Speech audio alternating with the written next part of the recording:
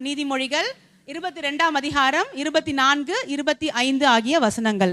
கோபக்காரனுக்கு தோழனாகாதே, உக்கிரமுள்ள மனுஷனோடே நடவாதே. அப்படி செய்தால் நீ அவனுடைய வழிகளை கற்றுக்கொண்டு உன் ஆத்மாவுக்கு கண்ணியை வருவிப்பாய். பாத்தீங்களா, உங்களுக்கு இந்த வசனம் இப்ப படிக்கும் பொழுதே ஓப்பனா புரிஞ்சிருக்கு. என்ன, யார் கோபக்காரனாக இருக்கிறாங்களோ அவங்களுக்கு நீங்க என்ன ஆகக்கூடாது? ஃப்ரெண்ட் ஆகக்கூடாது. அப்படி ஃப்ரெண்ட் ஆகி, உக்கிரமுள்ள மனுஷன்னா யாருங்க? அந்த கோபத்தினுடைய வீரியத்தை அதிகமா காட்டக்கூடிய மனுஷர்கள்.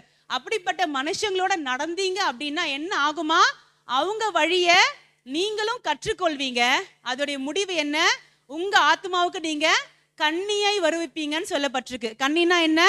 ஆபத்தை உங்க ஆத்மாவுக்கு நீங்க வருவிப்பீங்கன்னு சொல்லப்பட்டிருக்கு. அப்போ யாராவது ஒரு மனுஷன் கோபக்காரனா இருந்தான்னா, ஒருத்தனுடைய கேரக்டர் சரியில்லைன்னா, அப்படிப்பட்ட நபரோட நீங்க நடக்கிற உங்களுடைய நடக்கை என்பது எதற்கு ஆபத்தாக முடியும்? பைபிள் சொல்லுது. எதற்கு ஆபத்தாக முடியும்? உங்களுடைய ஆத்மாவுக்கு ஆபத்தாக முடியும். உயிர் சம்டைம்ஸ் இருக்கும், எது நஷ்டமா இருக்கும் தெரியுங்களா? ஆத்மா நஷ்டமா இருக்கும். நான் இந்த வசனத்துல கோபக்காரன் இருக்கு பாத்தீங்களா, அந்த இடத்துல நீங்க எல்லா பாவத்தையும் போட்டுக்கலாம். எந்த பாவம் செய்கிற ஒரு நபராக இருக்கட்டும், இயேசுவை விட்டு விலகி காணப்படுகிற எந்த மனுஷனாக இருக்கட்டும், அவங்களோட நீங்க நடக்கிறீங்க அப்படின்னா அவங்க வழிகளை நீங்க ஈஸியா கற்றுக்கொள்வீங்க. இங்க என்ன சொல்லப்பட்டிருக்கு? நீ அப்படி நடந்தா அவனுடைய வழிகளை நீயும் கற்றுக்கொண்டு உன் ஆத்மாவுக்கு கண்ணியை வருவிப்பாய். அப்போ இயேசுவுக்கும் அவங்களுக்கும் சம்பந்தமே இல்லை அப்படின்ற ஒரு நபரோட, இல்ல அதிகமா இவங்க பாவம் செய்யறாங்க, இவங்க துன்மார்க்கமான காரியத்துல ஈடுபடுறாங்க, உங்க ஃப்ரெண்ட்ஸை பத்தி நல்லா உங்களுக்கு தெரியுது, இவளுக்கு இப்படி ஒரு ராங் ரிலேஷன்ஷிப் இருக்கு, இவளுக்கு இப்படி ஒரு ராங் ஹேபிட் இருக்கு, இவனுக்கு இப்படி ஒரு பழக்கம் இருக்கு, நல்லா உங்களுக்கு தெரியுது. ஆனாலும் அந்த ஃப்ரெண்டோட அதிகமா நீங்க பழகுறீங்க, அந்த ஃப்ரெண்டோட அதிகமா நீங்க நடக்கிறீங்க அப்படின்னா உங்களுடைய முடிவு என்ன ஆக போகுது தெரியுமா? பைபிள் சொல்லுது, நான் சொல்லல. அவங்க வழிகளை நீங்களும் சீக்கிரமா கற்றுக்கொண்டு உங்க ஆத்மாக்களுக்கு எதை வருவிப்பீங்களா? ஆபத்தை, கண்ணியை வருவிப்பீங்கன்னு சொல்லப்பட்டிருக்கு. அப்போ கொஞ்சம் ஒரு பாஸ் கொடுத்து, இத்தனை நாள் நீங்க க்ளோஸா பழகிட்டு இருக்கிற, இல்ல இன்ஸ்டால நீங்க ஃபாலோ பண்ற, ஃபேஸ்புக்ல நீங்க அதிகமா யாருடைய அக்கௌண்ட்டை வந்து நீங்க செக் பண்றீங்க, எல்லாரையும் கொஞ்சம் அப்சர்வ் பண்ணி பாருங்க அவங்க சுபாவம் எப்படி இருக்குன்னு. ஒருவேளை அவங்க சுபாவம் உங்களை கர்த்தர்கிட்ட சேர்க்கிற சுபாவம் இல்லை அப்படின்னா அவங்க என்ன பண்ணிட்டு இருக்காங்க தெரியுமா? உங்களை கர்த்தரை விட்டு பிரித்து கொண்டிருக்கிறாங்க. அப்படிப்பட்ட நபர்களோட இதுக்கப்புறமும் நீங்க ரிலேஷன்ஷிப்பை கண்டினியூ பண்ணீங்க அப்படின்னா, ஜஸ்ட் ஃப்ரெண்டு தான்க்கா, ஜஸ்ட் ஃப்ரெண்டுன்னு கூட நீங்க அவங்கள இதுக்கப்புறம் தொடர்ந்து ஃபாலோ பண்ணீங்க, அவங்களோட நடக்கிறீங்க, அவங்களோட இருக்கிறத விரும்புறீங்க அப்படின்னா உங்க ஆத்மாவுக்கு கண்ணியை நீங்களே செட் பண்ணி வச்சிருக்கீங்கன்னு அர்த்தம். உங்க ஆத்மாவுக்கு ஆபத்தை நீங்களே செட் பண்ணி வச்சிருக்கீங்கன்னு அர்த்தம். முடிவு எங்க போய் சேர மாட்டோம்? எங்க போய் சேர மாட்டோம்? மோட்சத்துக்கு போய் சேர மாட்டோம். இன்னைக்கு நமக்கு அந்த ஆக்டிவிட்டி அண்ணா பண்ணாங்களே, என்னது? கிராஸ். நன்மையும் நமக்குள்ளதான் இருக்கு, ஹெல் தீமையும் நமக்குள்ளதான் இருக்கு. இப்போ யாரோட நடக்க போறோம்? சரி, இவங்க கூடலாம் நடக்க கூடாதுன்னு சொல்றீங்களேக்கா, அப்ப எங்களுக்கு ஒரு கம்பேனியன் தேவையே கிடையாதா? நாங்களும் மனுஷங்க தானே, நாங்க யார் கூட தான் நடக்கணும்னு நீங்க சொல்றீங்க அப்படின்னு கேட்டா, ஒரு மனுஷர் இருக்கிறாரு, அவர் ஒருத்தர் கூட நடந்து பூமியிலே இல்லாம போயிட்டார். அவர் ஆத்மாவுக்கு கண்ணியை வருவிக்கல, அவர் சரீரத்துக்கே மரணத்தை கொடுக்காம மேல போயிட்டார். அப்படிப்பட்ட ஒரு நபரை உங்களுக்கு காட்டுறேன். ஒரு சிலருக்கு தெரிந்திருக்கும், அது யாருன்னா ஏனோக்கு. யார் அது? ஏனோக்கு. எடுத்து வாசிக்கலாங்களா? ஆதியாகமம் 5ஆம் அதிகாரம் 22, 24. ஆதியாகமம் 5ஆம் அதிகாரம் 22. ஃபர்ஸ்ட் 22 வாசிங்க பார்க்கலாம்.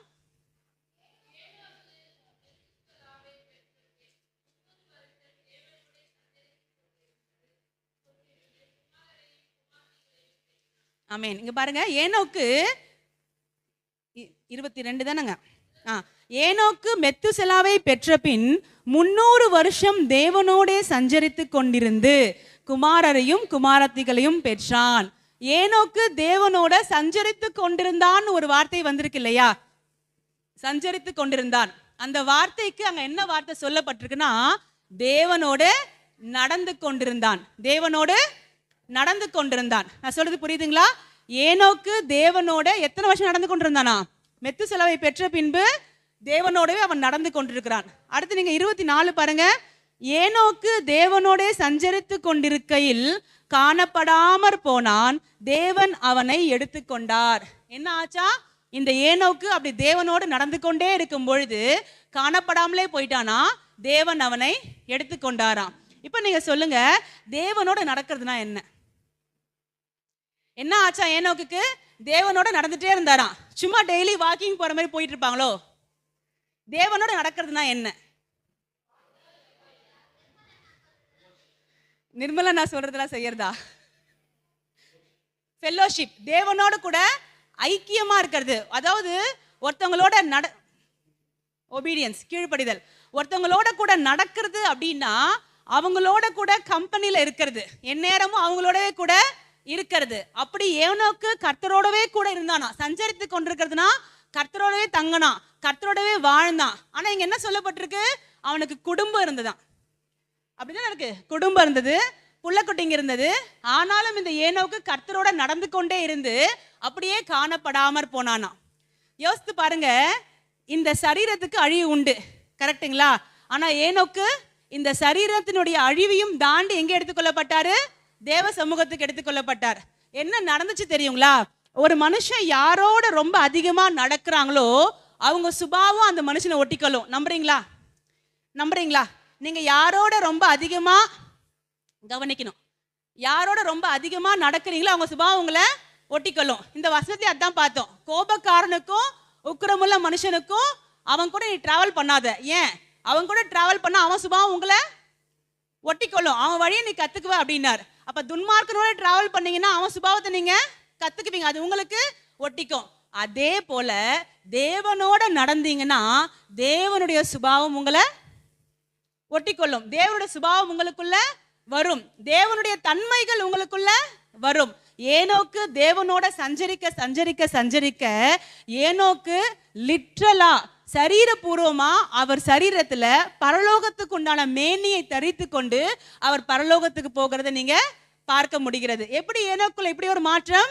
அந்த அளவுக்கு அதிகமா அவர் என்ன பண்ணாரு? தேவனோட சஞ்சரித்தாரு. இப்ப நீங்க கேட்கலாம், அக்கா ஏனோக்கு எப்படியோ சஞ்சரித்து எடுத்துக்கொள்ளப்பட்டுட்டார், ஓகே, நாங்க சஞ்சரிக்கிறதுக்கு வழி சொல்லுங்க. அது என்ன தேவனோட சஞ்சரிக்கிறது, எப்படி தேவனோட வாக் பண்றது, எங்களுக்கு புரியுற மாதிரி சொல்லுங்க அப்படின்னு நீங்க கேட்டீங்கன்னா, யோபுவின் புத்தகம் 22ஆம் அதிகாரம் எடுத்துக்கொள்ளுங்க. யோபு 22, அதுல 21ஆம் வசனம் நான் வாசிக்கிறேன், மாதிரி தொடர்ந்து வாசிக்கிறேன், ஒரு வசனம் வாசித்து எக்ஸ்பிளைன் பண்ணிடுறேன். யோபு 22 அதுல 21ஆம் வசனம், நீர் அவரோடே பழகி சமாதானமா இரும், அதனால் உமக்கு நன்மை வரும். என்ன சொல்லப்பட்டிருக்குங்க? தேவனோட பழகி தேவனோட சமாதானமா இருக்கணுமா, அதனால என்ன வருமா? நன்மை வருமா. சொல்லிட்டு எப்படி அவரோட பழகிறது இங்க ஆன்சர் கொடுத்துருக்காங்க, அதை தான் காட்ட போறேன். ஓகேங்களா? எப்படி தேவனோட பழகிறது, ஏனோக்கு எப்படி தேவனோட பழகிருப்பான்னு நமக்கு தெரியல, ஆனா நாம எப்படி தேவனோட பழகணும்னு சொல்லி ஆவியானவர் நமக்கு ஆலோசனை கொடுத்திருக்கிறார். இதை ஃபாலோ பண்ணோம் அப்படின்னா கொஞ்சம் கொஞ்சமா நம்முடைய சரீரமும் பரலோக தன்மையாக மாறும், பரலோக மேனியை தரித்து கொள்ளும். அவர் வரும் பொழுது நாமும் ஏனோக்கை போல காணப்படாமல் அவரோட கூட பறந்து போக முடியும். சரிங்களா? அப்ப எப்படி பழகிறது? 22 யோபு வாசிக்கிறேன் பாருங்க. அவர் வாயினின்று பிறந்த வேத பிரமாணத்தை ஏற்றுக்கொண்டு அவர் வார்த்தைகளை உம்முடைய இருதயத்தில் வைத்துக் கொள்ள வேண்டுகிறேன். என்ன பண்ணணுமா? பைபிள் வசனங்களை இருதயத்துல வச்சுக்கணுமா. அப்படின்னா என்ன அர்த்தம்? பைபிளை ரெகுலரா படிச்சு இந்த வசனத்தை உங்களால எவ்வளவு முடியுமோ அவ்வளவுக்கு மனப்பாடம் செய்து உங்க இருதயத்துக்குள்ள வைத்துக் கொள்ளணுமா. அப்படி வச்சுக்கிட்டீங்கன்னா என்ன அர்த்தம்? நீங்க தேவனோட பழகுறீங்கன்னு அர்த்தம். அன்னைக்கு ஒருவேளை ஏனோக்கு ஆண்டவர் கண்ணுக்கு முன்னாடி தெரிஞ்சாரான்னு தெரியல, கூட நடக்கிறதுக்கு ஆதாம் ஏவாளுக்கு தெரிஞ்சது போல தெரிஞ்சிருப்பாரான்னு எனக்கு தெரியல, அங்க எனக்கு சொல்லப்படல. ஆனா இன்றைக்கு உங்க கண்ணுக்கு முன்னாடி இயேசு இருக்கிறாரா? எங்க இருக்கார் சொல்லுங்க? உங்க கண்ணுக்கு முன்னாடி இயேசு இருக்கிறாரா? இந்த பைபிள் மூலமா நம்மளால ஜீசஸை பார்க்க முடியும், இந்த பைபிள் மூலமா ஜீசஸ் பேசுறதை நம்மளால கேட்க முடியும். அப்போ என்ன சொல்றாரு? அவர் வாயினிருந்து பிறந்த வேத பிரமாணத்தை ஏற்றுக்கொண்டு அவர் வார்த்தைகளை உம்முடைய இருதயத்தில் வைத்துக் கொள்ள வேண்டுகிறேன். பைபிளை ஏத்துக்கோங்க ஃபர்ஸ்ட், ரெண்டாவது மனசுல பதிய வைங்க. இது ரெண்டுத்தையும் ரெகுலரா செஞ்சீங்கன்னா நீங்க அவரோட பழக ஆரம்பிச்சிட்டீங்கன்னு அர்த்தம். தொடர்ந்து இப்படியே அவரோட நீங்க பழகுனீங்கன்னா உங்க வாழ்க்கையில என்னென்ன நடக்கும்னு கீழே கொடுக்கப்பட்டிருக்கு. எல்லாத்தையும் வாசிக்கல, ஒரு சில வசனங்களை மாத்திரம் வாசிக்கிறேன். அதாவது 23 பாருங்களேன். நீ சர்வ வல்லவரிடத்தில் மனம் திரும்பினால் திரும்ப கட்டப்படுவீர், அக்கிரமத்தை உமது கூடாரத்துக்கு தூரமாக்குவீர். ஸோ இன்னைக்கு ஆண்டவர் உங்களை பார்த்து சொல்றாரு, என்னிடத்துல திரும்பு, என்னிடத்துல திரும்பு. ஒருவேளை இத்தனை நாள் நீங்க அப்படி ஒரு 5 நிமிஷம் ப்ரேயர் பண்ணிட்டு கேலண்டர்ல ஒரு வசனத்தை மாற்றம் பார்த்துட்டு அப்படி ஓடுகிற பழக்கம், குறிப்பா நான் யூத் மீட்டிங்ன்றதுனால அதை சொல்றேன். நமக்கு யூஸ்வலி அந்த ஹேபிட் வந்துடும். அதுவும் படிக்கிற காலத்துல பைபிள் எடுக்கலான்ற ஞாபகம் வரும். இன்னைக்கு இந்த டெஸ்ட் படிக்காம போயிட்டு அந்த மிஸ் வெளியே நிக்க வச்சிருவாங்க. அதுக்காக என்ன பண்ணணும், சரி டெஸ்ட்டை படிச்சிடலாம், பைபிள் நாளைக்கு, பைபிள் ஈவினிங், அப்படியே அதை நீங்க தள்ளி தள்ளி வச்சுட்டே வருவீங்க. ஆனா இங்க என்ன சொல்லப்படுதுன்னா, இன்னைக்கு நீங்க சர்வ வல்லவரிடத்துல மனம் திரும்பணும்னு அவர் எதிர்பார்க்கிறார். அவருடைய வசனத்தின் பக்கமாக நீங்க திரும்ப வேண்டும் என்று சொல்லி தேவன் உங்களுக்கு இன்னைக்கு ஒரு வார்த்தையை கொடுக்கிறார். அப்ப என்ன நடக்கும்? அப்படி நீங்க திரும்பிட்டீங்க, பைபிளை அதிகமா வாசிக்க ஆரம்பிச்சிட்டீங்க, இதை ஏத்துக்கிட்டு இதை மனப்பாடம் பண்ணி உள்ள ஸ்டோர் பண்ற பழக்கம் உங்களுக்கு வந்துருச்சுன்னா உங்களுக்கு என்ன நடக்கும் நான் சொல்றேன் பாருங்களேன். அப்பொழுது தூளை போல் பொன்னையும் ஆற்று கற்களை போல் ஒப்பீரின் தங்கத்தையும் சேர்த்து வைப்பீர். உங்களுக்கு புரியுதா? உங்களை நிறைய பேருக்கு படிச்சு பெரிய பணக்காரன்னு ஆசை இருக்குது தானே? அக்கா படிச்சு பெரிய வீடு கட்டணும், நல்ல கார் வாங்கணும், நிறைய சொத்து சேர்க்கணும், எங்க சொந்தக்காரங்களுக்கு முன்னாடி உயர்ந்திருக்கணும், இப்படி ஒரு ஆசை படிக்கிற எல்லா பிள்ளைகளுக்குள்ளயுமே இருக்கும். அதுக்காக தான் படிக்கிறோம், கரெக்டுங்களா? இங்கே ஆண்டவர் சொல்றாரு, படிக்கிறது நல்லது, ஸ்கூலுக்கு போறது நல்லது, எல்லாமே நல்லது. ஆனா நீங்க படிச்சு சம்பாதிக்கிறத விட அதிகமான காரியங்கள் நடக்கும். என்னது? தூளை போல பொண்ணு இருக்குல்ல, கோல்டு, அதை தூள் மாதிரி உங்களால குவியல் குவியலா சேர்க்க முடியும். அடுத்து பாருங்க, ஆற்று கற்களை போல ஒப்பீரின் தங்கத்தை சேர்ப்பீங்களா? ஆற்று கற்களை போல, ஆத்துல இருக்கிற கல் இருக்குல்ல, அதை சேர்க்கறது போல என்ன பண்ணுவீங்களா? தங்கத்தை நீங்க சேர்ப்பீங்களாம். அப்படின்னா இயேசுவோட பழகி வசனத்துக்கு இடம் கொடுத்தா உங்களுடைய வாழ்க்கையில நீங்க எதிர்பார்க்காத ஐஸ்வர்யத்தை பார்க்க முடியும்னு ஆண்டவர் சொல்றார். புரியுதுங்களா? அடுத்து பாருங்க, அப்பொழுது சர்வ வல்லவர் தாமே உமக்கு பசும் பொண்ணும் உமக்கு சொக்க வெள்ளியுமா இருப்பார். ஆண்டவரே உங்களுக்கு பொண்ணும் வெள்ளியுமா இருப்பாராம். ஆண்டவரே உங்களுக்கு மொத்தமா சொத்தா கிடைச்சிருவார். அவரே கிடைச்சிட்டாருன்னா அவருடைய மொத்த சொத்து யாருக்கு? பெரிய பணக்கார மாப்பிள்ளையா பார்த்து உங்களுக்கு கட்டி வைக்கிறாங்கன்னு வச்சுக்கோங்க.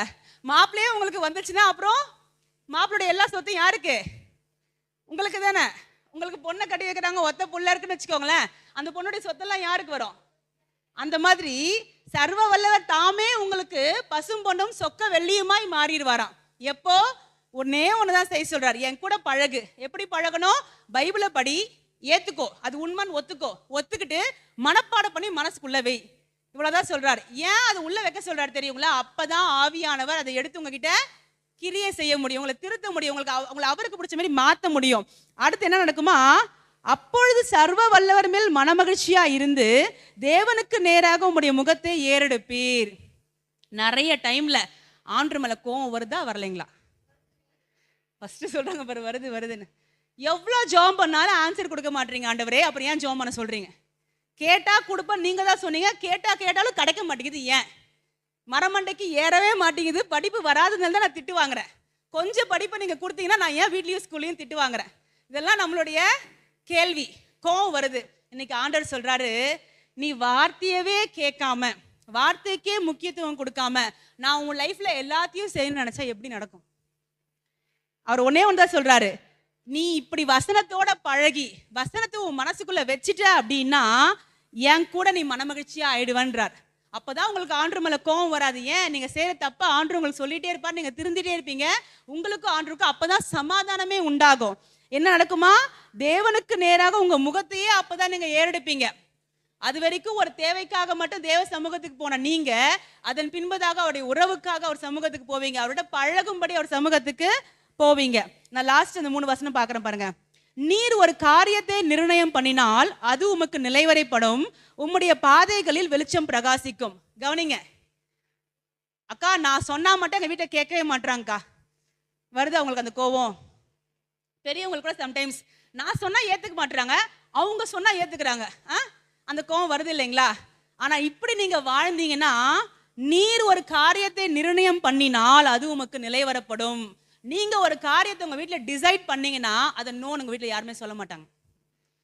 எப்போ நீங்க பழகி இந்த வசனத்தை உள்ளுக்குள்ள வைக்கிற அனுபவம் உங்களுக்கு இருந்துச்சுன்னா, நீங்க என்ன டிசைட் பண்றீங்களோ அதுதான் உங்க வீட்டுல நடக்கும். நீங்க என்ன டிசைட் பண்றீங்களோ அதுதான் நீங்க வேலை செய்யற ஸ்தலத்துல நடக்கும். நீங்க என்ன தீர்மானம் பண்றீங்களோ அதுதான் நீங்க இருக்கிற எல்லைகள்ல நடக்கும். சரிங்களா? கர்த்தர் அப்படி உங்களை மாத்துவார். உங்க பாதைகளை வெளிச்சம் பிரகாசிக்கும். உங்களுக்கு தெளிவா பார்க்க தெரியும் அடுத்து என்ன செய்யணும். உங்களுடைய டெசிஷன் மேக்கிங் ரொம்ப கரெக்டா இருக்கும். வசனத்தை உள்ள வச்சிருக்கிறதுனால, அந்த வெளிச்சம் பிரகாசிச்சுட்டே இருக்கிறதுனால உங்க பாதை கரெக்டா இருக்கும். உங்ககிட்ட ஆலோசனை கேட்டு மத்தவங்க நடக்க ஆரம்பிப்பாங்க. அந்த மாதிரி உங்களை கர்த்தர் மாத்துவார். அடுத்து பாருங்க, மனுஷர் ஒடுக்கப்படும் பொழுது திடப்பட கடவர்கள் என்று நீர் சொல்ல தாழ்ந்தோர் ரட்சிக்கப்படுவார்கள். ஒருத்தர் ரொம்ப ஒடுக்கப்படுறான், அவனுக்கு வியாதி மேல வியாதி, பலவீனத்துக்கு மேல பலவீனம், என்ன சாபம் என்ன பாவனே தெரியல, இவ்வளோ கஷ்டப்படுறான்னு ஒருத்தனை பாக்குறீங்கன்னு வச்சுக்கோங்களேன், அவனை பார்த்து நல்லா இருப்பான்னு சொல்லுவீங்களா? அவன் நல்லா ஆயிடுவான். நான் சொல்றது உங்களுக்கு புரியுதா? நீங்க ஜெபம் பண்ணல பெருசா, அவனுக்கு வேற எதையுமே பெருசா நீங்க செய்யல, உங்க வாயை திறந்து திடப்பட கடவுதுன்னு சொல்ல அவன் லைஃபே மாறிடுமா. உங்க வாயில எவ்வளவு பெரிய அத்தாரிட்டி வருது பாத்தீங்களா? எதனால அந்த அத்தாரிட்டி உங்களுக்கு? அவரோட பழகி அதை ஏத்துக்கிட்டு அந்த வார்த்தையை உள்ளுக்குள்ள வைக்கிறதுக்கு அனுபவம் வந்துருச்சுன்னா, ஒருத்தனை பார்த்து நல்லா இருடான்னு சொல்ற வார்த்தைக்கே என்ன இருக்கான்? பவர் இருக்கு. அவன் எவ்வளோ கீழே தாழ்ந்து போயிருந்தாலும் சரி, அவனை மறுபடியும் உங்களால காப்பாற்ற முடியுமா? கடைசியா முடிக்கணும் பாருங்க, குற்றமற்றிராதவனையும் கூட தப்புவிப்பார்.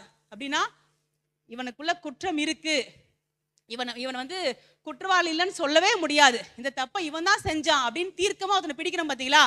அவனை கூட நீங்க தப்பி வைக்க முடியுமா? எப்படி தப்பிவீங்க தெரியுமா? உம்முடைய கைகளின் சுத்தத்தின் நிமித்தம் அவன் தப்பி போவான் என்றான். அதாவது ஒருத்தன் தப்பு செஞ்சுட்டான், இந்த தப்புக்காக இவன் கண்டிப்பா தண்டனை அனுபவிக்கணும் அப்படின்றதுதான் சூழ்நிலை. ஆனா நீங்க போய் சரி பரவாயில்ல அவனை விட்டுருங்கன்னு ஒரு வார்த்தை சொன்னா உங்க சுத்தத்தின் நிமித்தம் அவனுக்கு மீட்பு கிடைக்கும். நான் சொல்றது உங்களுக்கு புரியுதுங்களா? உதாரணத்துக்கு இப்ப நீங்க ஒரு பெரிய தப்பு ஸ்கூல்ல பண்ணிட்டீங்க, இப்போ உங்க கிளாஸ் டீச்சர் வந்து இந்த தப்புக்கு இவனுக்கு கண்டிப்பா பனிஷ்மெண்ட் கொடுக்கணும், ஒரு 10 அடியாவது கொடுக்கணும், இல்ல வெளியே ஒரு மணி நேரம் நிக்க வைக்கணும்னு சொல்லி என்ன பண்ணாங்க, வெளியில போய் நில்லுன்னு சொல்லிட்டாங்க. நீங்க அவுட்ஸ்டாண்டிங் ஸ்டூடெண்ட் சந்தோஷமா நிப்பீங்க, அது வேற. இருந்தாலும் இப்ப பிரின்சிபல் அப்படி கிராஸ் பண்றாங்க.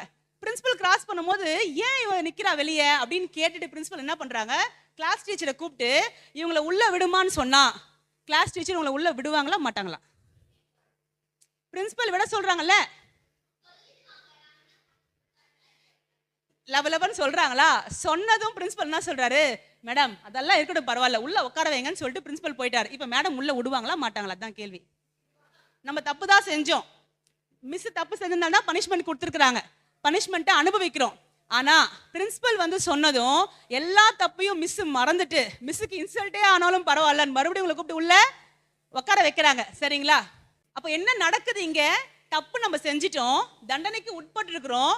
ஆனா பிரின்சிபலோடைய நீதி, பிரின்சிபல் சம்பாதிச்சு வச்ச ஒரு நீதி இருக்குல்ல, அவங்க சம்பாதிச்சு வச்ச ஒரு அத்தாரிட்டி இருக்குல்ல, அந்த அத்தாரிட்டி நிமித்தம் தண்டனைக்கு பாத்திரவான் தண்டனையிலிருந்து விடுவிக்கப்படுகிறான். உங்களுக்கு புரியுதுங்களா?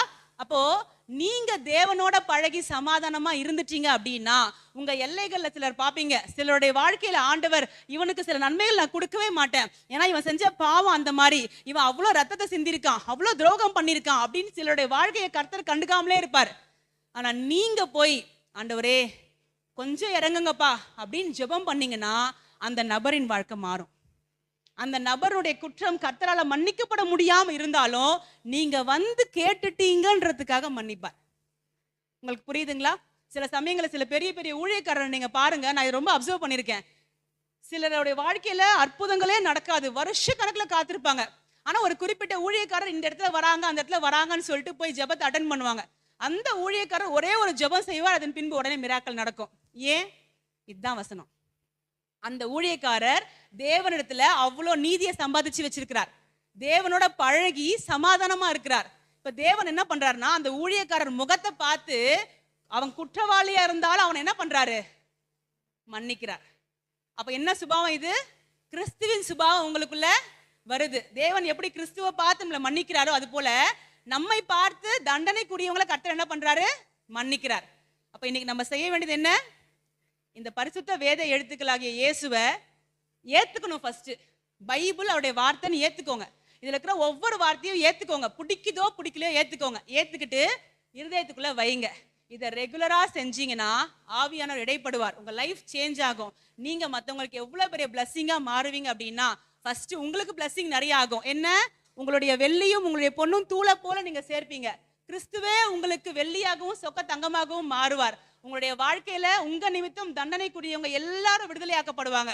அப்ப யோசிச்சு பாருங்க, மனுஷங்க உங்களை மதிக்கிற மதிப்பு எப்படி இருக்கும். நீங்க என்ன டிசைட் பண்றீங்களோ அதான் உங்க வீட்டுல டெசிஷன் மேக்கிங்கா இருக்கும். அதான் ஃபைனல் டெசிஷனா இருக்கும். அவ சொன்னா செஞ்சிடலாம் அப்படின்ற மனநிலைக்கு உங்க குடும்பத்தார் வருவாங்க. சரிங்களா? அப்ப இன்றைக்கு இந்த தீர்மானத்தை எடுக்க போகிறோம். நம்ம இருக்கிற இடங்கள்ல அப்படியே ஜெபத்துக்கு நம்ம ஒப்பு கொடுக்கலாம்.